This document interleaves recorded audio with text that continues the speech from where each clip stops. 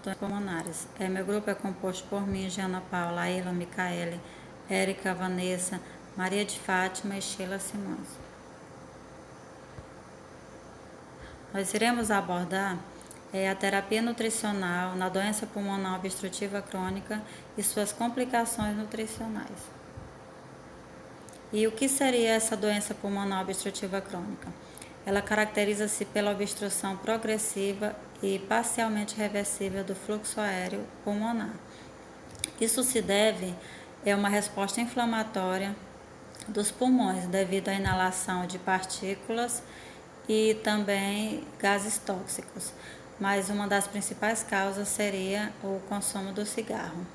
Ela também produz significativas consequências, como a diminuição do IMC, o aumento das proteínas de fase aguda, o aumento também da circulação de mediadores inflamatórios, e também seria uma das principais causas de morte no mundo, sendo que o cigarro seria responsável por 90% dessas mortes. E a evolução dessa doença? Ela leva à desnutrição, que se deve à diminuição do consumo de alimentos e juntamente com o aumento do gasto energético. E essa desnutrição, ela ocorre frequentemente do tipo marasmática, que é a forma de adaptação da desnutrição crônica. E a prevalência em pacientes ambulatoriais apresenta 22 a 24% desses pacientes desnutridos. Já em pacientes hospitalizados, esse número é de 34% a 50%. Só que essa desnutrição ela não depende de um único mecanismo. Segundo estudos, é devido a uma questão multifatorial, que está relacionada à diminuição da ingesta de alimentos com o aumento do gasto energético. E os fatores que podem levar a essa desnutrição, além do consumo inadequado dos alimentos, que vai causar a perda de peso, vai haver também a dificuldade na deglutição, na mastigação, devido a uma dispneia ou tosse ou secreção. As úlceras pépticas também são muito comuns em pacientes desnutridos. O uso de corticoides também, que vai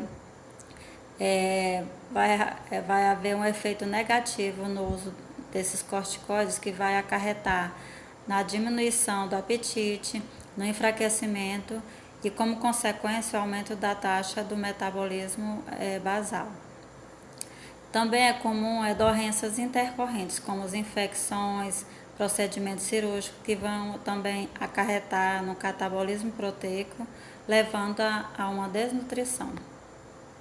As consequências dessa desnutrição vai haver um impacto no sistema pulmonar, que pode acarretar em diminuição da elasticidade das funções do pulmão, que vai predispor uma fadiga, e essa fadiga ela é o efeito da desnutrição no diafragma e nos músculos respiratórios, que vai haver uma diminuição do movimento desses músculos. Alterações nos mecanismos imunológicos, vai haver também uma atrofia do sistema linfático, afetando as células mediadas pelos linfócitos T e, como consequência, acarretar infecções. As deficiências também de micro e macronutrientes. O ferro e as proteínas, devido à ação, pode levar a uma diminuição na produção de hemoglobina e, como consequência, a diminuição do transporte de oxigênio. E a vitamina C, que é responsável pela síntese e colágeno do tecido conjuntivo, que dá suporte aos pulmões, também vai estar comprometida. Todos esses fatores vão interferir no sistema pulmonar e acarretar consequências graves dessa desnutrição. Olá, irei falar sobre a terapia nutricional na doença pulmonar obstrutiva crônica. É uma ingestão insuficiente em calorias que acarreta a depressão nutricional, e este contribui para a insuficiência respiratória. uma vez que essa necessidade energética para a realização desse trabalho dos músculos respiratórios está aumentada. A deficiência de macro e micronutrientes em pacientes desnutridos gera uma série de alterações que agravam ainda mais o estado dessa doença crônica. A deficiência de proteína e ferro pode levar a um baixo nível de hemoglobina, como consequentemente a diminuição da capacidade do transporte de oxigênio. A deficiência de vitamina C afeta a síntese de colágeno, que é importante na composição do tecido conjuntivo de suporte dos pulmões. A terapia nutricional na doença pulmonar obstrutiva crônica tem como objetivo fornecer uma alimentação que promova a manutenção da força, massa e função muscular respiratória, a fim de otimizar o estado de desempenho global do paciente e satisfazer as demandas das atividades diárias. Manter uma reserva adequada de massa corporal magra e tecido adiposo. Falando sobre o estado nutricional. O estado nutricional de pacientes portadores dessa doença crônica é identificar as alterações metabólicas e orgânicas que dependem da alimentação e que podem ser atenuadas pelo tratamento dieterápico adequado. Os métodos que podem ser utilizados são a avaliação nutricional objetiva global, a avaliação do consumo alimentar, antropometria, composição corporal e dosagem de bioquímicas. Falando sobre a avaliação nutricional subjetiva global, é identificar os pacientes que estão em situações de risco nutricional e, a partir daí, estabelecer qual nível de atendimento nutricional será empregado. A triagem que é feita nos pacientes hospitalizados. Falando sobre o consumo alimentar, consiste na obtenção de informações sobre o consumo e os hábitos alimentares individuais que possibilitam o diagnóstico da história pregressa e atual, hábitos e práticas alimentares, intolerâncias, aceitações e tabus alimentares, além de orientar a prescrição dietoterápica mais adequada para cada caso. Na avaliação do consumo alimentar, pode ser utilizado o método de recordatório alimentar, de 24 horas, e o inquérito semi-quantitativo, de frequência de consumo de alimentos. Falando sobre a antropometria. A antropometria é muito utilizada na avaliação do estado nutricional, devido à sua fácil aplicabilidade, baixo custo e por ser um método não invasivo. As medidas antropométricas mais utilizadas são o peso, a estatura, as pregas cutâneas e as circunferências. O conhecimento das reservas corporais de gordura em pacientes com doença pulmonar obstrutiva crônica é a extrema importância, pois a ausência dessas reservas, o organismo passa a mobilizar suas próprias reservas corporais de proteína, a fim de utilizá-la como fonte de energia. Em pacientes portadores de doenças crônicas, as medidas de pregas cutâneas podem ser úteis na avaliação das mudanças que ocorrem em longo prazo nas reservas de tecido adiposo subcutâneo. A depressão de massa muscular é um principal fator responsável pelos efeitos negativos atribuídos à desnutrição. As reservas musculares são mobilizadas para atender à demanda da síntese de proteína nos pacientes com doenças crônicas, podendo levar a uma depressão muscular e que representa uma série de problemas com pacientes com doenças pulmonar obstrutiva crônica. A bioimpedância. O que é a técnica de impedância bioelétrica, ou bioimpedância? É uma técnica de medição das propriedades condutoras de um indivíduo. Ela tem como objetivo definir a composição corporal, o tipo, o volume, a distribuição de líquidos e de tecidos. Ela tem sido uma técnica muito usada para avaliação da composição corporal, por ser uma técnica não invasiva, ou seja, é muito prática de ser utilizada. Os pacientes enfisematosos, eles geralmente vão apresentar um menor uma menor porcentagem de gordura e um IMC também menor do que as pessoas que possuem bronquite crônica e pessoas, indivíduos normais, pessoas normais. A bioimpedância ela é um método de alta precisão em questão da composição corporal, de pacientes com enfermidades crônicas. No entanto, ela não é tão sensível para poder predizer as alterações da composição corporal em curto período de tempo. Então, na literatura desse artigo, ele vai mostrar também que a avaliação da composição corporal ela é um método de avaliação, né, da composição corporal pelo método da bioimpedância, ela é preferível, ela é bem mais preferível em pacientes idosos com a doença pulmonar obstrutiva crônica, porque ela não é invasiva, né, e também comparada à medição por dobras cutâneas, ela não vai machucar o paciente. Como eu havia dito, ela é um método invasivo. Dosagens bioquímicas, né? Então, as dosagens bioquímicas, elas são bem úteis na avaliação do estado nutricional dos pacientes que possuem a doença pulmonar crônica, obstrutiva crônica. E também vão contribuir para o monitoramento do tratamento nutricional desse paciente, né? É que eu estou me acostumando que eu tenho que olhar para cá. Então, o índice de creatina altura, ele é muito utilizado na avaliação da diminuição da massa corporal magra em pacientes desnutridos que são portadores, né, da doença pulmonar obstrutiva crônica. A creatinina, ela é um metabólito, que ela é derivada da hidrólise não enzimática e reversível da creatina e da fosfocreatina, que esses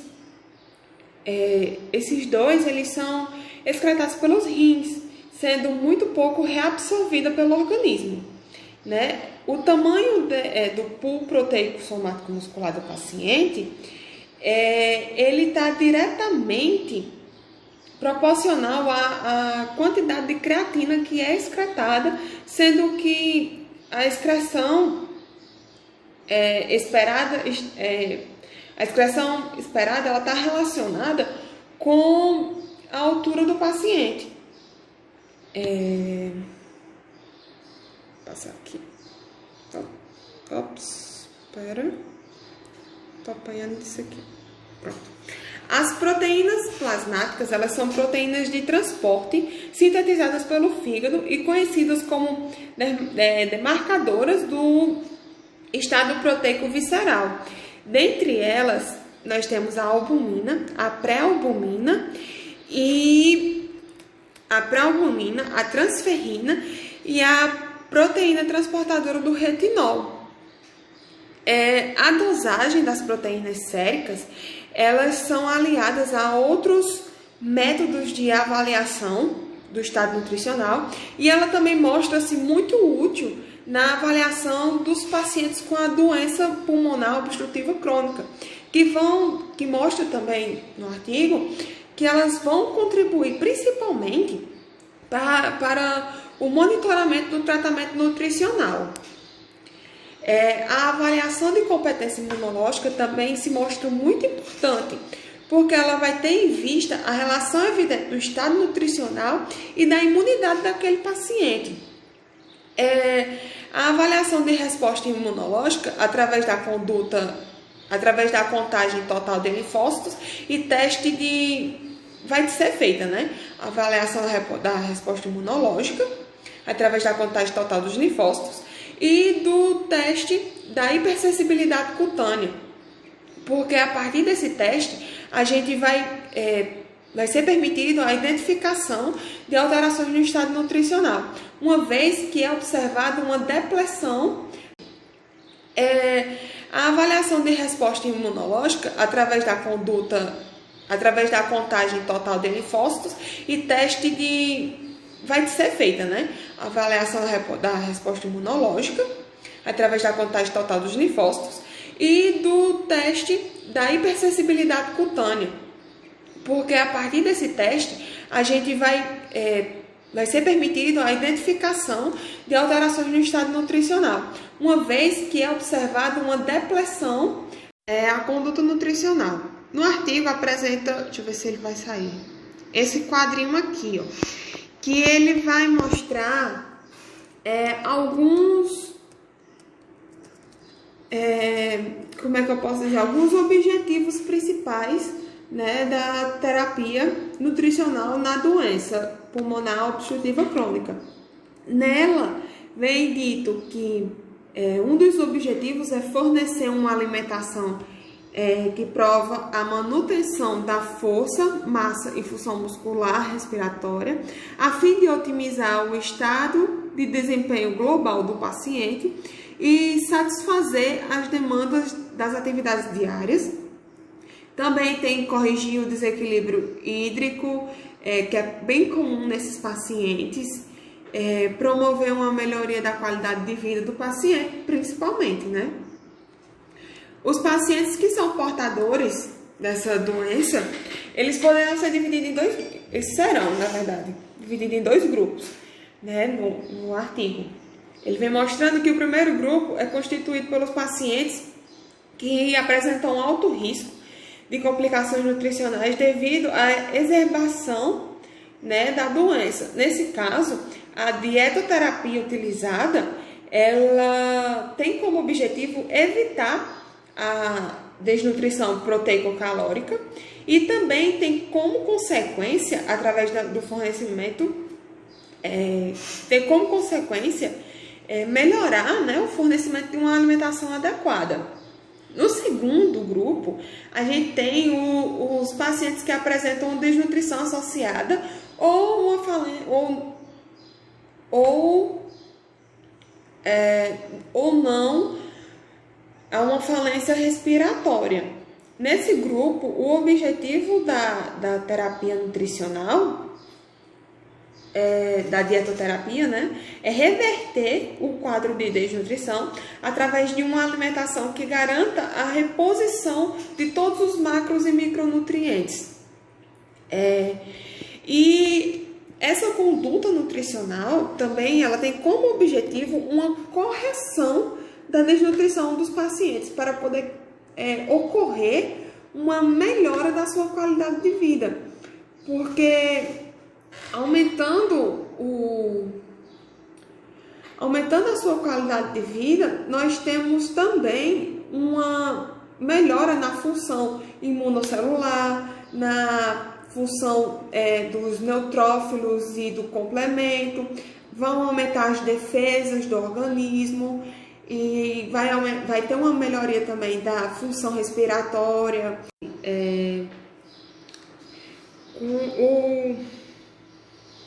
A conduta nutricional tem como objetivo a correção da desnutrição em pacientes com doença pulmonar crônica, obstrutiva crônica, para melhorar sua qualidade de vida.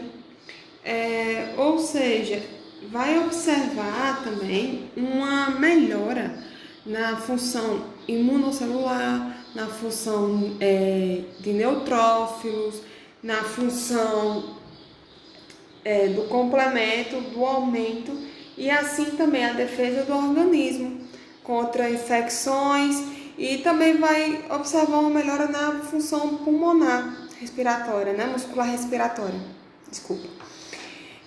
Apesar da desnutrição ser extremamente comum nesses pacientes, é constituído também por um indicador de mau prognóstico, é importante reconhecer que, como um risco de fato independente, uma vez que pode ser potencialmente modificada através de um tratamento dietoterápico adequado e eficaz. Ou seja, pode ter reversão e aquele paciente pode viver uma vida normal. O cálculo das necessidades energéticas de um paciente com doença pulmonar obstrutiva crônica é feito a partir de fórmulas que estimem esse JET. O ideal mesmo seria ser feito a partir da calorimetria indireta, que é padrão ouro, sua chance de erro é menor que 1%,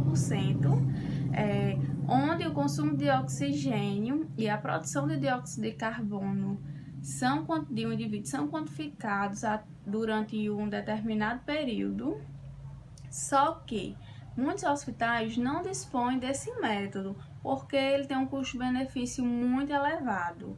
E aí entra as outras fórmulas, nesse caso a de Harris-Benedict, que lembrando também que essas equações, quando utilizadas, devem ser incluídos incrementos para o estresse fisiológico. Recomenda-se uma dieta hiperproteica, onde a ingestão seja de 1 a 1,5 gramas de proteína por quilograma de peso por dia, porém no Kraus recomenda-se de 1,2 até 1,7 gramas de proteína por quilograma de peso por dia, isso sendo 20% do VET. Os outros 80% são divididos para os lipídios e carboidratos. Então, recomenda-se essa dieta hiperproteica a fim de restaurar a força pulmonar e muscular, bem como para promover a melhora da função imunológica.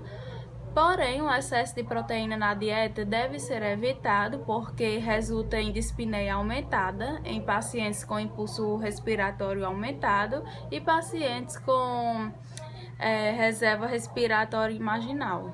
Além disso, dietas contendo alto teor de aminoácidos ramificados, que são a valina, leucina e isoleucina, também devem ser evitados, porque pode estimular o centro respiratório e provocar o aumento do trabalho respiratório, podendo induzir a fadiga muscular. E sobre o consumo excessivo dos carboidratos, onde leva à lipogênese, resultando na produção de um excesso de dióxido de carbono, podendo levar também a uma esteatose hepática.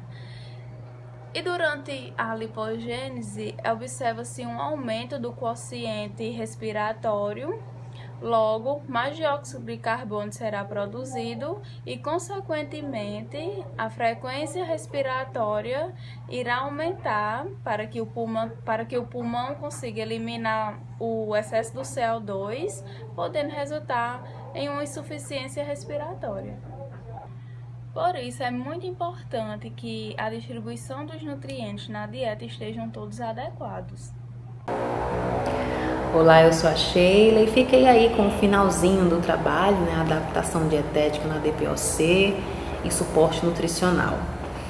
Enfim, a dieta para quem sofre com DPOC deve sim ser adaptada às condições físicas desse paciente, né?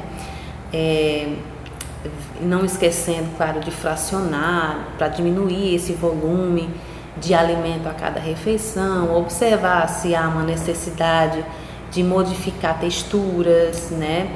Ver qual a temperatura mais tolerável para esse paciente, ou seja, temos várias estratégias aí para cada problema tipo. Como na anorexia, né? A gente procura priorizar aí as preferências desse paciente, comer pequenas porções, mais distribuído em várias vezes ao dia, aumentar a densidade energética dessa refeição, né? Adicionando calorias extra. Quando há saciedade precoce, não ingerir de forma alguma o alimento junto a líquidos, né? E já que há essa questão da saciedade precoce, preferir ingerir primeiramente os alimentos com maior valor energético, né? Quando há dispneia é aquela dor no peito, dificuldade de respirar, mal-estar, tão comum entre os pacientes com DPOC. Como esse tipo de paciente acumula bastante secreção, que acaba dificultando ainda mais a respiração, né? É aconselhável usar a estratégia de excreção desse muco para liberar as vias aéreas e ali facilitar a respiração na hora da alimentação. Questão da flatulência, né? Evitar alimentos flatulentos, gaseificados e comer devagar. A gente sugere descanso, né? Um descanso um momento antes da refeição.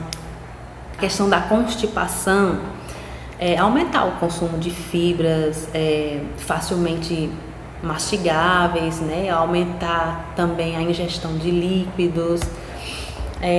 Quando há problema dentário, a gente precisa ver para modificar ali a textura do alimento, para facilitar a mastigação e a deglutição e dependendo do caso, né, encaminhar esse paciente aí para um tratamento dentário. Lá no suporte nutricional, depois da avaliação criteriosa, né, das condições físicas desse paciente e escolhido o tipo de terapia nutricional que melhor ali se encaixa, né, para cada caso, seja ele oral, enteral ou parenteral, é hora de incluir os imunonutrientes às refeições, né, já que devido ao estado de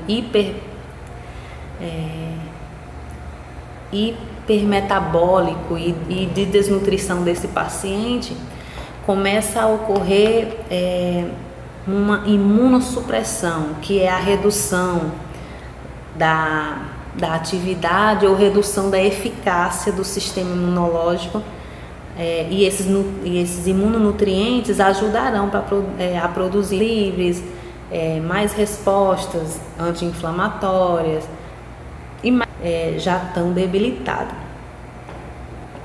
E aí eu coloquei uns exemplos aí, né, do que oferecer: